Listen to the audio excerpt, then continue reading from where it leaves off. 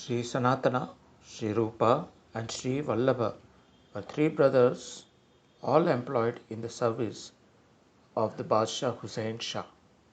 Amongst the three, there was only one descendant, Sri Jiva. Having been rewarded richly by the Badshah for their services, their household life was very opulent. There was nothing lacking in whatever was necessary for the upbringing of the only son. The house was illuminated by the effulgence of the child's golden complexion. His eyes were like the expanded petals of the lotus. Every part of his body was graced with lustrous, radiant splendor. When Sri Gaurasundara came to Ramakeli, Sri Jiva was blessed by having darshana of his worshipable Lord, though he was just a baby at that time. Placing the dust of his lotus feet on the child's head, Mahaprabhu indicated him to be the future sovereign preceptor of the Gaudiya Sampradaya. Though he was only a child, Sri Jiva kept the form of the Lord, which fascinates all the world, within his heart. As he grew up, while eating, lying down in his dreams, he was awake all the times he would meditate on that form. Later on, when his father and uncles renounced their family life order to be with Mahaprabhu, the only child, Sri Jiva, was left with his mother in the family palace at Fatehabad. Lying in her lap, which was wet with tears of separation, he gradually began to grow as a waxing moon.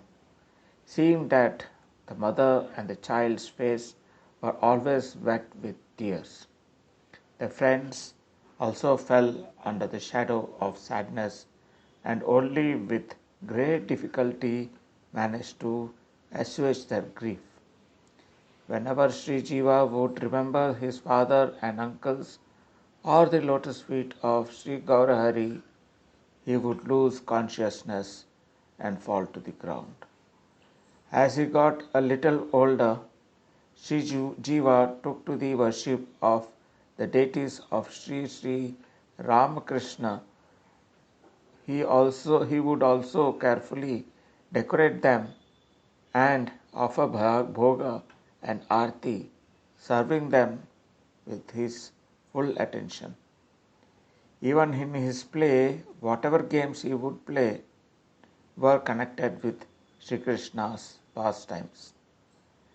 While studying under the local Panditas, he became proficient in grammar, poetry. Noting his great intellect, his teachers commented, "Such brilliance is not often found in a child so young as this. No doubt he will be very high-souled, saintly person." Even while engaged in his studies, Jiva always thought of Sri Nitai Gauranga.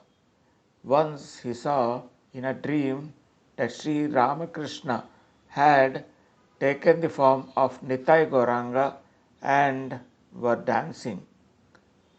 Giving him the dust of their lotus feet, the two lords then disappeared. Having seen such a wonderful dream, Sri Jiva was consoled somewhat.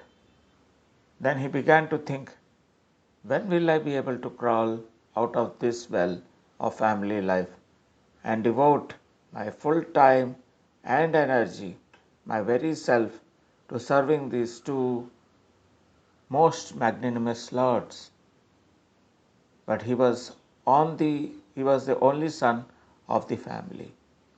Only in his company could his mother forget somewhat the pangs of separation in her heart when Sri Jiva learned that his father had given up his life on the banks of the Ganga. He was completely unsettled. After that, his eyes were never dry. The family members and friends tried to console him, but to little avail. Family life had become the source of his utter sadness. Someone suggested to Jiva to go to Navadvipa and bathe himself in the coolness emanating from the lotus feet of Lord Nityananda Prabhu, so that his mind and body, burning with such grief, could be refreshed. Thus Jiva set out for Navadvipa with a group of pilgrims. Nityananda Prabhu, the omniscient Lord, could understand that Sri Jiva was on the way to Navadvipa. Therefore, he also left further from there to the Khardaha. After a few days, Jiva arrived at the Navadvipa. Seeing the beauty of the place, he was charmed. Falling down on the ground, he offered his dandavats to Mother Ganges, inquiring from the villages the directions to the Mayapur. He learned that Nityananda Prabhu was residing at Srivasa Pandita's house. At last, arriving there, he fell down at the door to offer his dandavats. Nityananda Prabhu came out with Srivasa Pandita and picked him up and embraced him, asking, "Are you the nephew of Sri Rupa or Sri Sanatana?" As an answer, Jiva again fell down on the ground at the lotus feet of Nityananda Prabhu. This time, Nityananda Prabhu brought him into the house and began to inquire after the welfare of his family at Fatehabad. Then Sri Jiva was introduced to the devotees present in Navadvipa. He offered his salutations at the lotus feet. Everyone was very happy to meet the nephew of Sri Rupa and Sanatana. That day, Sri Jiva received the remnant of Nityananda Prabhu's prasadam. The next day, the two of them came to Sachi Mata's house, seeing the birthplace of Sri Gaura Sundara, which was filled with such splendor. Sri Jiva was greatly pacified and fell down on the ground to roll in the dust. In the large courtyard of the devotees were singing songs praising the glories of Sri Krishna Chaitanya Mahaprabhu. Seeing Nityananda Prabhu, everyone stood up and then fell down, offering their dandavat at his lotus feet.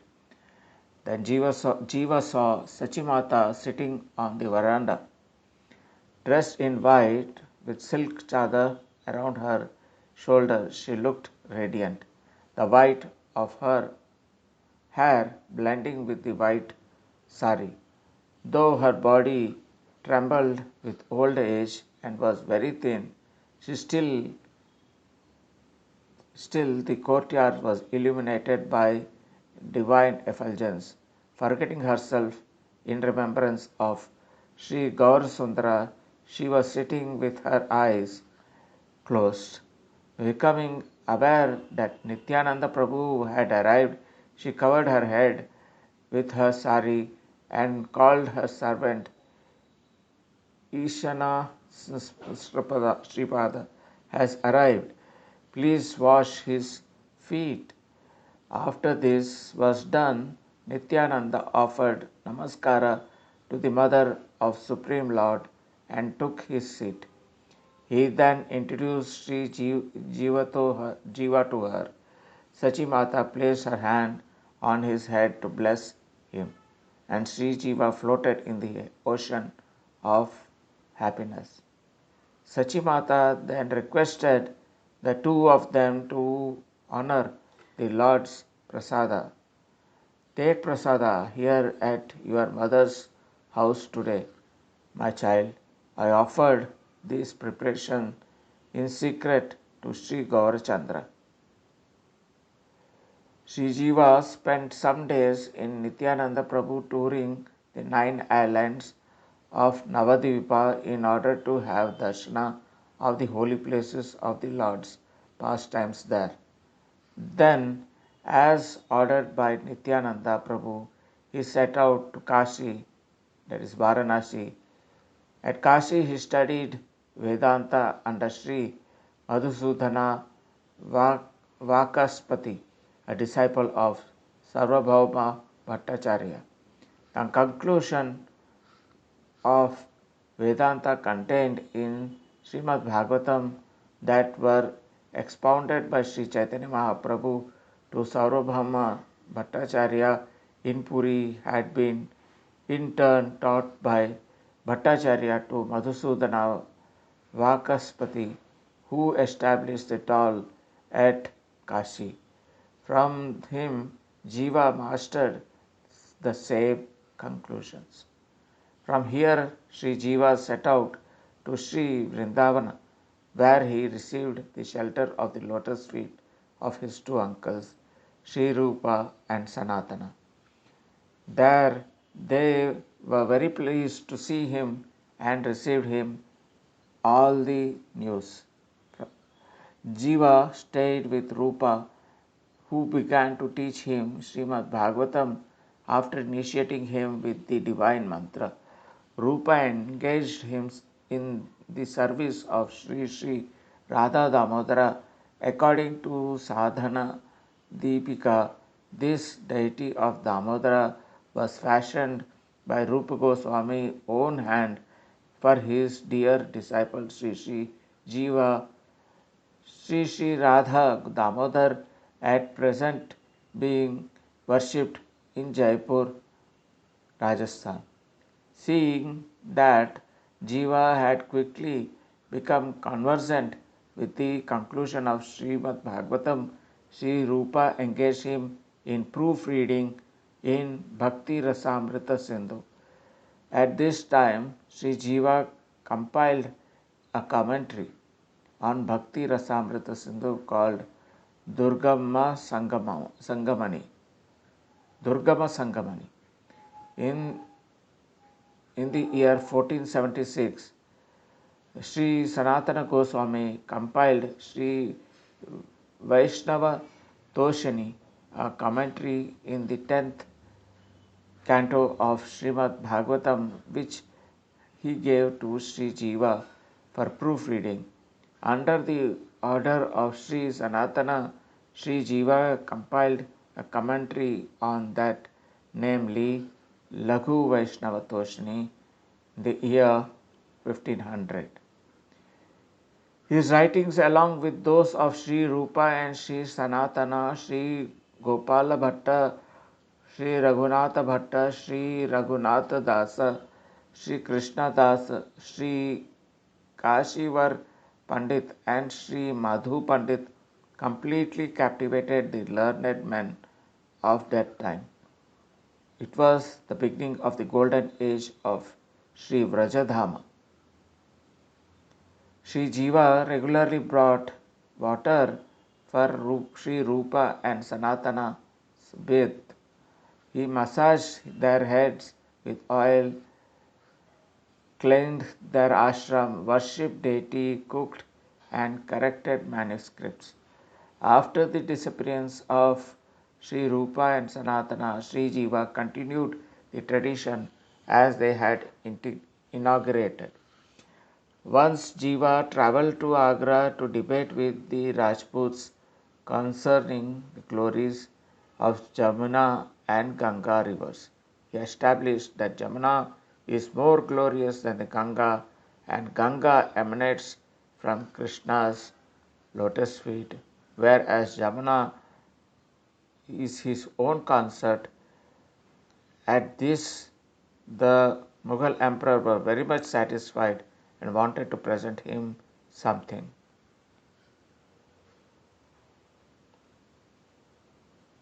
Sri Jiva replied that he would accept some blank papers, so the emperor presented Jiva the stained paper. At that time, Paper was very rare and mostly manuscripts were usually composed on leaves. There is also a legend that once Mughal emperor wanted to confer something on Goswamis in Vrindavana. They requested a farman that no living being would be killed within the Vraja. As a result of this, no king could come to hunt there anyone. The disciple of Lokanath Goswami, Narottama Das Thakura Mahashaya, Sri Gopala Goswami, disciple Srinivasa Acharya Prabhu, and the disciple of Hridaya Chaitanya Prabhu, Sri Shyamananda Prabhu, were greatly favored by Sri Jiva Goswami. Under his tutelage, they studied all the literatures of Goswamis. Later, he sent them to preach his knowledge in Bengal. Sri Jiva Goswami composed many literatures, amongst them Harinamamrta-vyakarana, Sutra-malika, Rasamrta-sesa, Gopala-virudavali, Sri-Madhava-mahotsava, Sri-Sankalpa-kalpavrksa, Brahma-Samhita-tika, Bhakti-rasamrta-sindhu-tika, Ujjvala-nilamani-tika, Gopala-campu, Sat-sandharbha, Srimad-Bhagavata-tika, Laghu-vaisnava-tosani, Sarva-sambadina, Gopala-tapani-tika,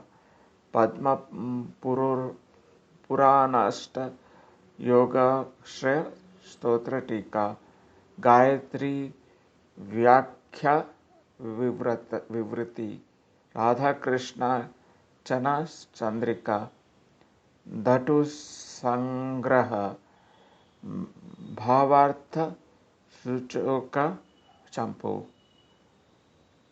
These are the books. I have also put them in description. The birth is at 1533 and disappearance is on 1540, third day of the brightest fortnight. Pausha, age 85 years.